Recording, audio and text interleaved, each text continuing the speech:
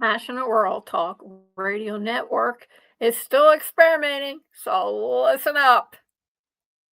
They called from the fraud department. The person who answered, she trusted them, and they took everything from her bank account, all $19,000 of it. Listen to today's episode, and you can save your bank account from happening to you, especially if you're carrying large amounts of money in your bank account. Today's article is taken from the WPXI.com news staff. Scammers can wipe out your entire bank account and how to protect yourself. In today's world, the scammers are more than just taking your money. They can totally beggar you, leaving you with absolutely nothing left in your bank account at all. And the kicker, your bank might not be able to get that money back for you once it's gone. The criminals of today in the 21st century are staying one step ahead of you as they work their greedy little hands to get on your money. The scammers pose as USAA's fraud department, and they stole $19,000 from Allison Adams' bank account by exploiting personal information and convinced her to make a deposit at a local bank. Miss Adams received a call from someone she didn't know, she didn't recognize, claiming to be from the USAA's fraud department, who already knew specific details about her account and led her to believe that this call was legitimate. The scammer requested a one-time code sent by USAA, which Adams provided despite warnings not to share it. 2 red flags already, folks.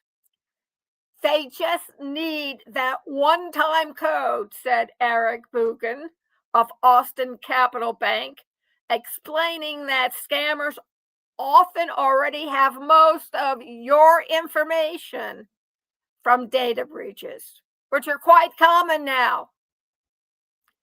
In Adams' case, the scammer convinced her to deposit $19,000 at a local Chase bank and claimed it was necessary to catch the criminals. However, for this part of this scam, the money was stolen during this process.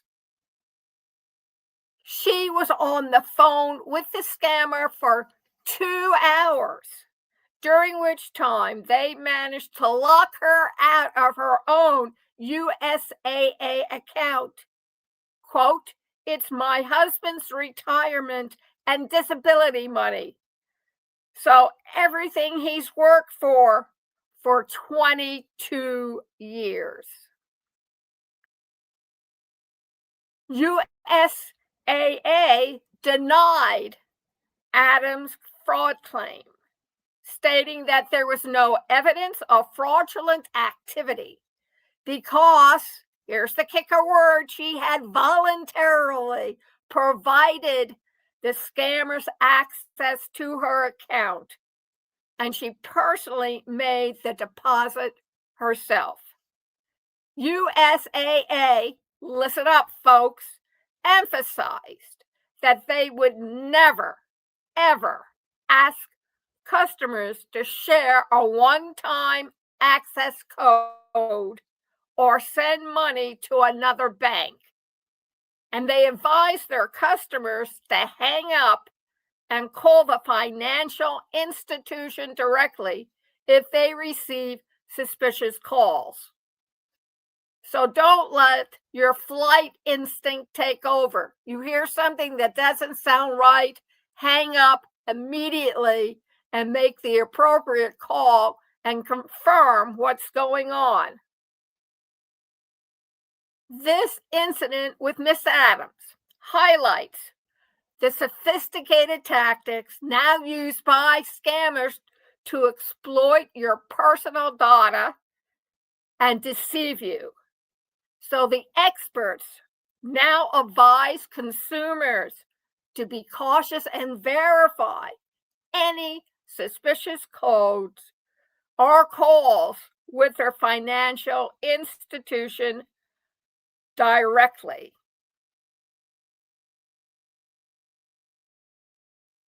And this goes for all scammers who call you on the phone.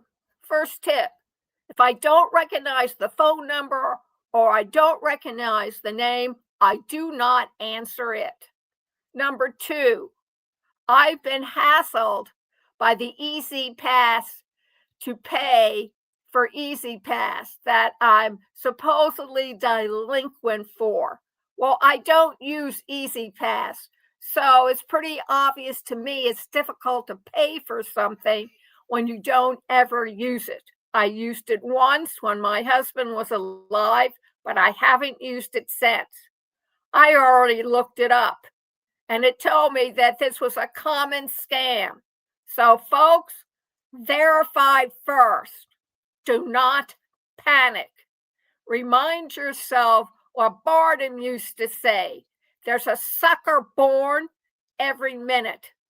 And that not only refers to carnivals and circuses and freak shows of those days, but it also refers to us thinking that something is wrong when something isn't.